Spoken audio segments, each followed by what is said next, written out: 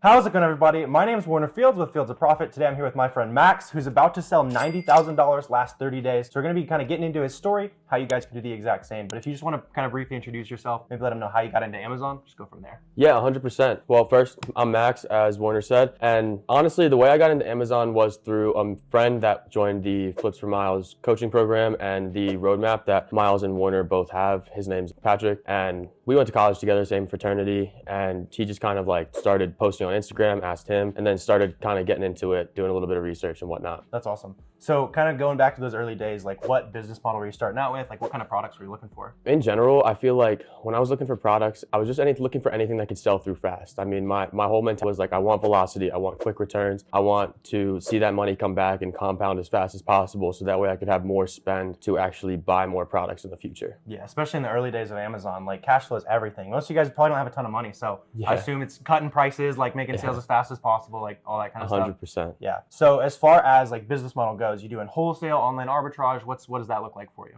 I'm doing pretty much all OA right now, some RA as well. Cool. And then right now we're at ASD, so I'm looking to get into wholesale a little bit more towards the beginning of next year, just getting my research done, getting some accounts and whatnot. Awesome. Yeah, so in case you're brand new to Amazon, that's OA. RA is like just buying name brand stuff, flipping it on Amazon from websites. And then we're here at ASD, like you're talking about, trying to land some wholesale accounts to really like scale it up, right? Mm-hmm. So as you were kind of starting out on Amazon, how long did it take you to go from, oh, this seems interesting, to finding those first couple products? Oh man, when I first started with Amazon, so long story short, that friend Pat that I was talking about, I sourced for him for free for about a month before I even started selling products on Amazon. And in exchange, he would write comments and say, this product's good for this reason, this product's bad for this reason. And that's kind of how I was able to learn before I even had my storefront open, so that way I could get a jump start on anybody else getting into the game. Yeah. So I learned a lot before I even had the opportunity to sell a product. And that's kind of what let me scale up so fast. Because in my first month, I did 40K. Dang, yeah. That's awesome. So if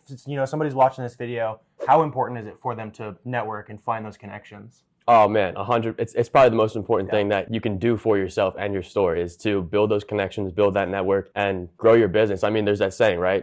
Your network's your net worth. So, I mean, I 100% agree with that more than anything in the Amazon space. For sure. How can a beginner watching this video, how can they go make some friends? So, personally, me and my group, we've definitely had a ton of success on Twitter. I mean, I think that it's more reliable just to have those people kind of like start seeing you, put yourself out there, put yourself outside of your comfort zone. I remember, not even a couple weeks ago, posting my first video of me like talking to the people, talking to the camera, whatnot on Twitter. And it took off from there. I mean, I've only had my Twitter open for a month. I'm at like 350 followers, nothing super crazy, but I mean, in a month, that's pretty solid when you're talking about just having growing your Amazon network. Yeah. And it's all about like, you're not trying to educate, like it's just like, hey, this is what I'm doing. Here's the boxes I'm sending out today. Like people see that, like you're just going to attract other hustlers who want to make some money together, right?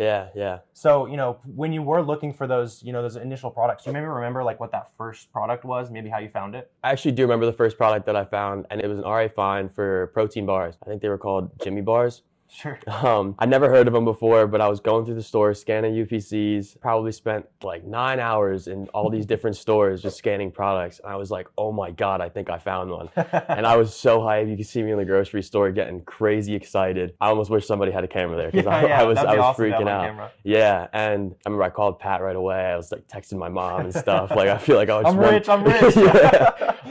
I bought out all the Jimmy Bars they had and sent them FBA and like sold them in a week. And it was kind of like the first taste of, oh my gosh, like I can make real money doing this. Awesome. And then just took off from there. Yeah, so it took you, what, you said 9 hours? Yeah. So if you guys are, you're a few hours in, you gave up or gave it 30 minutes, like it's a strong learning curve, right? That's why we can sit on here and show you guys exactly how to do it. Like the YouTube channel, literally you can make money if you just follow that, but it's not easy, right? No. So you're pushing through, like made the 9-hour learning curve and then you find some stuff, right? Mm-hmm. So if you had to do it all over again, would you do the same thing to find that first product? Would you go hit those discount stores again? Yeah, I think RA is difficult. I think it's definitely a lot harder because when you're doing OA and it's this is here, then you pull up your SellerAmp and you kind of like, it's quicker, it's faster, everything's kind of faster on the website. When you go in person, you kind of like start to recognize the patterns of the products you're buying. You kind of start to realize the different ways that you can use SellerAmp, the different ways that you can use your Keepa like on your mobile device. And I think that overall, I just kind of got to see more in person. Feels real. Yeah.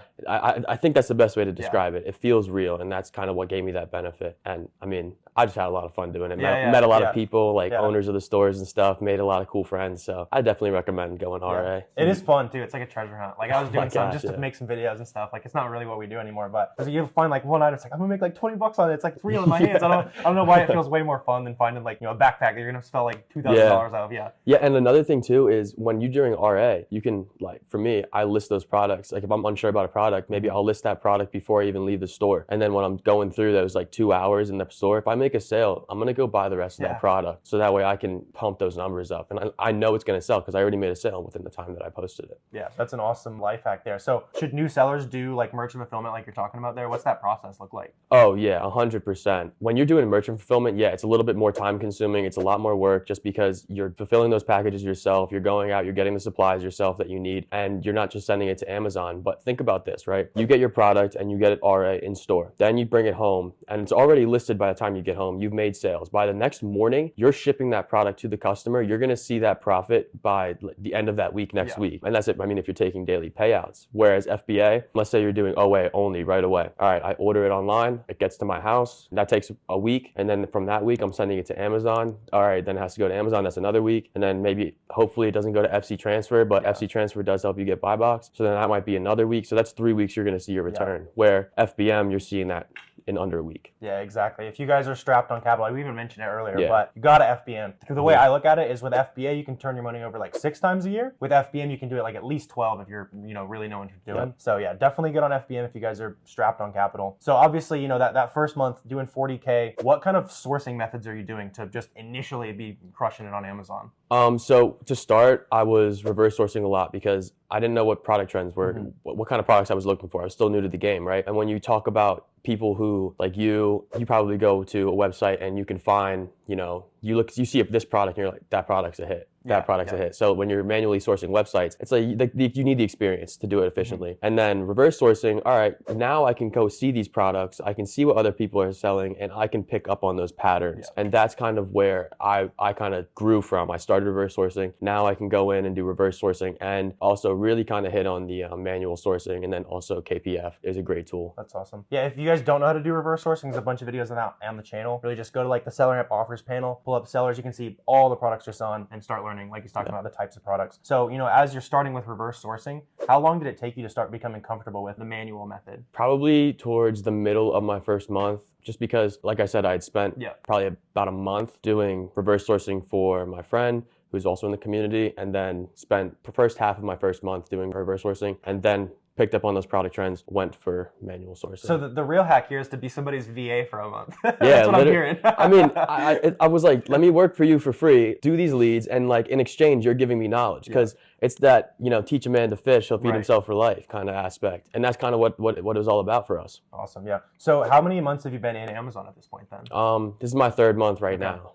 That's awesome. Yeah, back to school has been really good to me. Yeah, so 3 months in, about already doing 90K a month. What do you see sales looking like at the end of the year? End of the year, I don't even know. I mean, I want to hit some big numbers. I want to keep growing, and couldn't even tell you. I want to do at least 200K in December. Awesome. What's holding you back from that right now? The only constraint you'll ever have is capital if you're really about it. So I want to build that capital up a little bit more. At the beginning of the year, I had 3 cars. I inherited one from my grandfather. I had one from when I was in high school, and then I had one that I had bought mid-November, kind of just because I've always been a big car guy, but I wasn't fully grasping what I was having just sitting in my driveway. But I was like, oh, I like cars, I'm just gonna have to keep them. And then I started doing Amazon, sold one car in May, and now I'm selling another car in what's probably early September, late August, and that'll probably give me 30K spend. That's awesome. Between those two. So I hold on to the one car just because, gotta get to the gotta get around somehow. Keep the beater, sell the nice ones for Amazon. Yeah, I gotta go to the discount stores to pick up my RA products. I was driving around like a $2,500 car when I was already doing like 6 figures profit. It's not about flash, right? It's about having the capital to resell. Yeah, 100%. Yeah, so trying to obviously hit that 6-figure month, all that kind of stuff.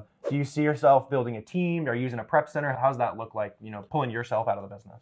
Yeah, so I feel like I'm in a unique situation compared to most people starting up Amazon. I have an insane workload. So to begin with, I have a 9 to 5, and then I'm also getting my MBA. So at the same time? Yeah. And you did 90K on month 3? Yeah, and I mean, that's you guys like, come on. So I'm doing those 3 things. So, I mean, I do need a little bit of help. I mean, I lucked out. I got a really good guy that I went to college with. He just moved into my area from like central PA kind of area. And I hit him up and I was like, hey, I need a little bit of help packing these FBM orders. I'll pay you by the hour. And that extra set of hands gave me so much more time. So that way I could actually, you know, get some sleep, take care of myself. Yeah. Dude, I was grinding. And Sleeping on the backpacks. Oh my God. Yeah, for sure. It was insane. And so I taught him a lot about the business. I realized after a little bit, I was like, dude, he could take a bigger role in the business and he could really help me. And like, I could offload some work on him, focus on higher level tasks like buying and selling, replanning, stuff like that. And I mean, it kind of worked out for the better, and it all stemmed from just, hey, need an extra set of hands to do my FBM.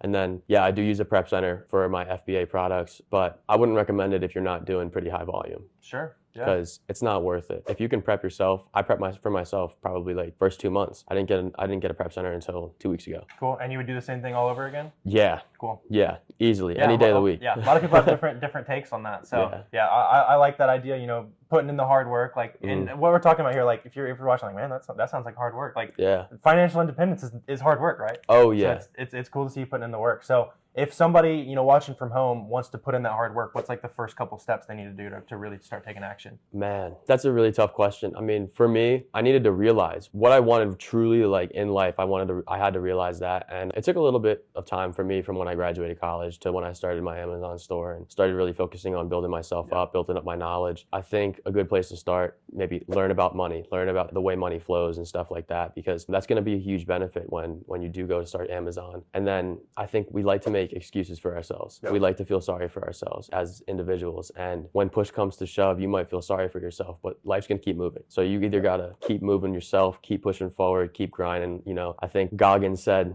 yeah, he wakes up at 5 a.m. People are like, yeah, how do you wake up so early? He's like, that's just me. That's what I do. Like when you want to make up at 5 a.m, you just look at yourself and you say, this is me. I do this now. And you get up, you look at yourself in the mirror. You got to be like, I'm him. I'm that guy. I'm that guy who sells 90K on monthly. Yeah, like if anybody can do it, I can do it, right? Why not me? If not me, then who? And like that's kind of like the questions you got to ask yourself, because I mean, it's tough and you're gonna struggle. It's gonna be tough for you in general. It's tough for me, but you just got to find the way, find the path, go from point A to point Z, and just fill in the steps all in between. Yeah, I love it. So, you know, long term, like what's your why? Like trying to quit the job, like what does it look like for you? What's life look like? I mean, in general, so ever since I was probably a baby, my favorite toy growing up, it's kind of funny. My dad owned a store. He had an old cash register, and it was like that cash register was my favorite toy. I'd get money and like coins and stuff, and I'd put it in the cash register, and I'd pretend to sell stuff to my mom. And I would be like, yeah, it was funny because they were talking about it the other day. They found it in the house, and they were like, dude, this is your favorite toy growing up. So I've always been about the money. I've always been obsessed with just being that guy that can, you know, build my lifestyle the way I wanted it to be. But yeah, I want to grow up. I want to be able to pay for my kids' college if they want to go, or like help them start a business if they want it. I also kind of like, I tell people all the time, I want to be Batman. I want to be cool. Like I want to do cool things. I want to learn how to drive cool cars and stuff like that. Like I want to be that guy. That's awesome. Yeah. Like for me, like, you know, I've never been like a big flashy guy. Like it's all just like Amazon's a means to an end, right? So we can work really hard for an early retirement at like, you know, in our late 20s. Like I'm gonna take that shot. Yeah. So that's what I love about it. Yeah. So just to kind of wrap us up here, if, you know, somebody's watching this video, they're wanting to reach out to you, especially if they're, you know, crushing it like you, they want to, you know, find you, where can they reach out to you? On Instagram and on Twitter, you guys can always reach out to me. You can DM me if you have any questions. It's at Fulfilled by Max. Cool. That down below. Yeah, I'm always willing to help out, answer any questions you guys got. Awesome. Really appreciate you hopping on the channel. Appreciate you guys watching this video. If you guys did get value out of this video, please feel free to hit that subscribe button. All that good stuff helps me out with the algorithm. Also, let me know if you guys have any questions, comments. Feel free to drop those down below. Really appreciate you guys watching. I will see you next time.